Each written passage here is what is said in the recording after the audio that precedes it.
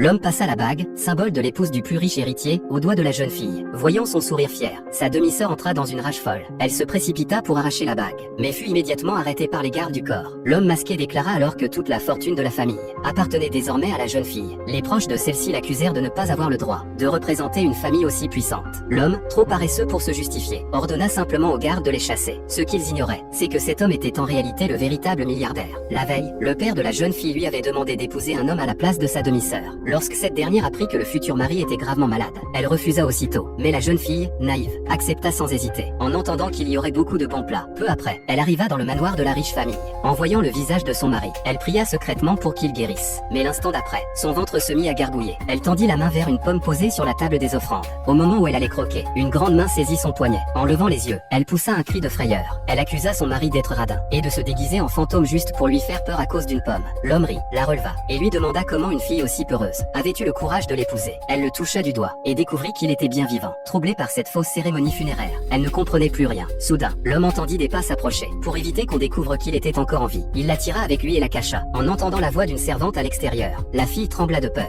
L'homme la rassura doucement, lui promettant de la protéger. Quand la servante s'en alla, la jeune fille se détendit et s'endormit dans ses bras. Craignant de la réveiller, il la porta dans la chambre. À moitié endormie, elle demanda où il l'emmenait. Il répondit qu'il allait la conduire voir Dieu. Elle le crut et lui demanda timidement de lui accorder un dernier petit souhait. Quand il apprit qu'elle voulait simplement manger un gâteau, il ne put s'empêcher de rire, mais exauça tout de même son vœu. En la voyant manger avec tant de bonheur, il sentit son cœur se réchauffer. Fatigué d'un monde plein de mensonges, il trouva enfin la paix auprès de cette épouse innocente. Craignant qu'elle ne puisse se protéger seule, il lui passa la bague, symbole de son immense fortune, au doigt. Mais la jeune fille, absorbée par la douceur du dessert, n'y prêta aucune attention. C'est alors que sa famille fit irruption dans le grand hall. Ne la voyant pas, le père entra dans une colère noire. Quelques instants plus tard, repue et satisfaite, la jeune fille revint tranquillement. Son père, furieux, la gifla violemment, l'accusant d'être paresseuse et inutile. Voyant sa femme humiliée, l'homme ne put se contenir davantage. Il remit son masque et entra dans la salle luxueuse, accompagné de ses gardes du corps.